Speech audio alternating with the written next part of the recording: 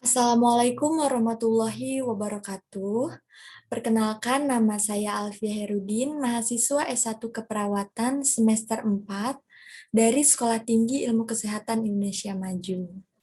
Pada video kali ini, saya akan membahas mengenai ruang popok atau diaperas. Nah, ini untuk memenuhi tugas mata kuliah keperawatan anak. Langsung saja kita lanjut ke materinya. Di sini ada pengertian popok atau diapers. Apa sih diapers itu? Diapers merupakan alat yang berupa popok sekali pakai, berdaya serap tinggi yang terbuat dari plastik dan campuran bahan kimia untuk menampung sisa-sisa metabolisme seperti air seni atau urin ya, dan feses. Nah, selanjutnya ada pengertian dari ruang popok atau diaperas itu sendiri. Apa sih diaperas itu? Diaperas atau ruang popok adalah ruang kulit akibat radangan pada daerah yang tertutup popok, yaitu pada alat kelamin, sekitar dubur, bokong, lipatan paha, dan perut bagian bawah, yang bisa berupa bercak-bercak iritasi kemerahan, kadang menebal, dan bernanah. Nah, selanjutnya di sini ada penyebab dari ruang popok. Yang pertama itu ada bakteri, kemudian ada urin dan feses, selanjutnya ada gesekan dan lingkungan yang tertutup. Nah, gejalanya itu ada sensitivitas, iritasi, kulit terkelupas, dan kulit kemerahan. Nah, apa sih faktor penyebab diaperas? Nah, ini penjelasannya ya. Feses dan urin yang pertama. Feses yang tidak segera dibuang bila bercampur dengan urin maka akan menyebabkan pembentukan amonia. Kemudian ada kelembapan kulit. Kelembapan yang berlebihan dikarenakan penggunaan popok yang bersifat menutup kulit sehingga menghambat penyerapan. Selanjutnya ada gesekan. Gesekan akibat aktivitas bayi juga bisa menimbulkan luka lecet yang akan memperberat diaperas. Selanjutnya ada suhu. Peningkatan suhu kulit juga merupakan faktor yang bisa memperberat diaperas atau ruang popok itu sendiri.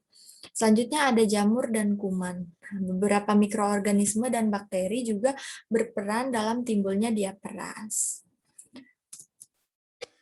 Nah, selanjutnya di sini ada tanda dan gejala ruam popok.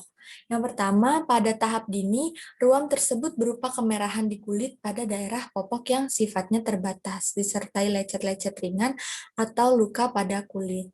Nah, pada derajat sedang berupa kemerahan tanpa adanya bintik-bintik yang tersusun seperti satelit, disertai dengan lecet-lecet pada permukaan yang cukup luas. Nah, biasanya disertai nyeri dan tidak nyaman.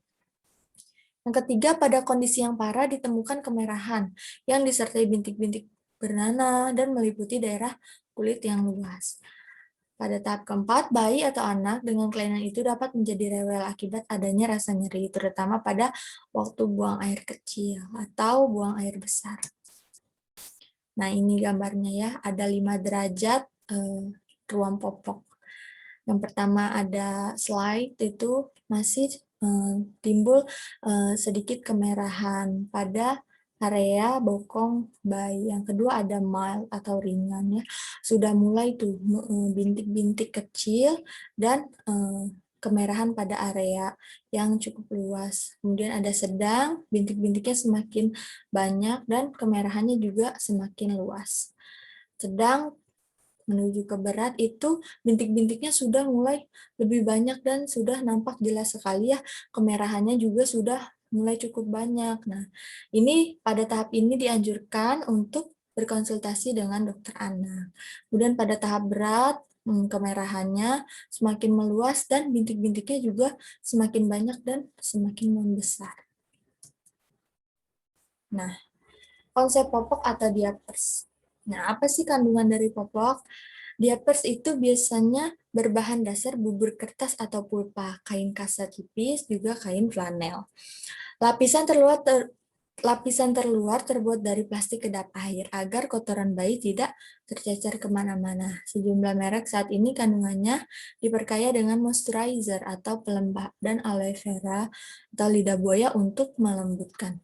Nah, ukuran popok atau diapers. Nah, untuk para ibu-ibu, pilihlah popok yang seukuran dengan berat bayi dan jangan terlalu besar. Bagaimanapun, fungsi popok adalah mencegah urin melebur. Bila ukurannya terlalu berat, maka fungsinya jadi tidak efektif karena popok tidak lekat ke tubuh si bayi. Selain itu, popok yang kebesaran pun membuat merasa bayi tidak nyaman untuk bergerak. Kemudian bagaimana sih cara membuang popok atau diapers? Sebelum popok dibuang, bersihkan dulu dari feses yang menempel di permukaannya. Tentu saja feses dibuang di tempat yang semestinya seperti di kloset ya. Setelah bersih, lipat popok dengan benar. Kemudian lapisan penampung seni atau urin atau feses itu harus berada di bagian dalam dan tertutup oleh bagian luar popok. Nah, gimana cara menggunakan popok atau diapers? Sebelum mengganti atau menggunakan diapers, pastikan tangan Anda bersih. Nah, sebelum kontak dengan bayi atau anak kita ini, perlu mencuci tangan. Kemudian bersihkan area popok bayi, bagian lipatan paha atas, anus, dan kemaluan bayi. Gunakan lap basah untuk membersihkan dan lap kering untuk mengeringkan sebelum dipakaikan diapers kembali. Agar bayi tidak terkena iritasi, oleskan baby oil atau krim khusus pada area popok. Nah, pakaikan popok sesuai dengan ukuran. Jangan memberikan popok terlalu besar atau kecil. Seperti yang tadi sudah saya jelaskan bahwa apabila memberikan popok yang terlalu besar atau popok yang terlalu kecil itu membuat bayi merasa tidak nyaman untuk bergerak. Nah, selanjutnya, perhatikan cara penggunaannya. Pemakaian popok yang benar akan memberikan kenyamanan juga untuk si bayi. Sebaiknya seringlah mengganti popok jika memang sudah kotor atau penuh. Frekuensi penggantian sangat tergantung dari frekuensi buang air kecil atau buang air besar si bayi. Nah, bagaimana sih pencegahannya? Yang pertama, kita bisa mengurangi kelembapan dan gesekan kulit dengan cara hindari pemakaian popok yang ketat, tebal, terbuat dari plastik, bahan yang terlalu kasar, kaku, dan terlalu menutup. Kemudian ada segera mengganti popok setelah bayi buang air kecil atau buang air besar. Pada saat mengganti popok, bersihkan kulit bayi secara lembut dengan air hangat. Kemudian jangan lupa untuk dikeringkan agar tidak lembab. Bila menggunakan popok disposable, pakaikan sesuai dengan daya tampung dan segera ganti apabila sudah cukup penuh. Nah, pencegahan yang kedua, kita bisa memilih popok yang baik. Nah, bagaimana sih popok yang baik itu? Popok yang baik itu terbuat dari bahan yang alami, kemudian tipis, lembut, menyerap dengan baik, bisa menyerap udara, kemudian elastis, dan minimal memberikan perlindungan selama 12 jam. Nah, popok yang sekali pakai yang beredar di pasaran biasanya mengandung bahan yang menyerap cairan sehingga kulit menjadi lebih kering dan mempertahankan pH kulit mendekati normal sehingga mengurangi timbulnya ruam popok. Kemudian ganti popok usai mengompol. Ruam kulit bisa timbul karena popok yang basah. Segera ganti popoknya apabila bayi buang air kecil atau buang air besar. Kalau si kecil menggunakan diaper, sering-seringlah memeriksanya. Jangan sampai membiarkan genangan air urin atau tinja di dalam diaper. Sebaiknya ganti diaper 3-4 jam sekali, kecuali jika bayi buang air besar, maka itu harus langsung diganti. Nah, membiarkan kulit untuk senantiasa kering. Nah, usahakan kulit bayi dalam keadaan kering terus. Kemudian jika bayi baru mengompol, segera basuh dengan air menggunakan wastafel. Keringkan dengan kain yang lembut atau dengan cara menepuk-nepuknya. Bila perlu olesi salep kulit atau krim di daerah lipatan. Lipatan itu bisa leher, ketiak, paha, dan pantat. Tidak perlu menambahkan bedak karena tidak cocok untuk menangani ruam popok ini. Salep kulit atau krim ini bisa mengurangi rasa gatal dan merah-merah yang timbul. Nah, apabila menggunakan salep atau krim, sebaiknya beli berdasarkan resep dokter atau produk yang sudah dianjurkan oleh dokter. Nah, Jika menggunakan sabun, pakai sabun khusus. Gunakan sabun khusus yang tidak menimbulkan iritasi pada kulit. Hindari pemakaian sabun pada daerah yang terkena peradangan atau daerah yang terjadi ruam. Longgarkan popok. Jangan mengikat popok terlalu kuat.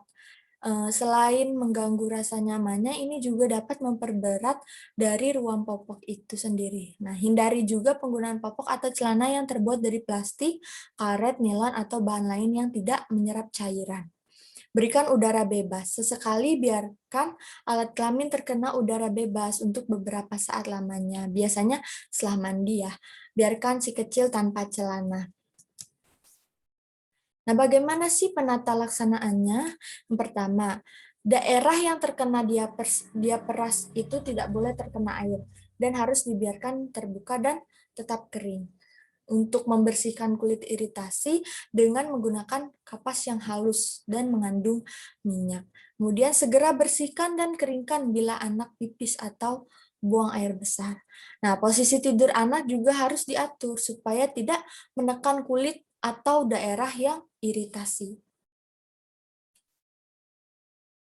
Selanjutnya, usahakan memberikan makanan TKTP atau tinggi kalori dan tinggi protein dengan porsi yang cukup. Nah, memperhatikan kebersihan kulit dan kebersihan tubuh secara keseluruhan. Jadi, tidak hanya diperhatikan pada daerah yang terkena ruam popok, tapi juga harus diperhatikan secara keseluruhan bayi itu. Nah, kemudian memelihara kebersihan pakaian dan alat-alatnya.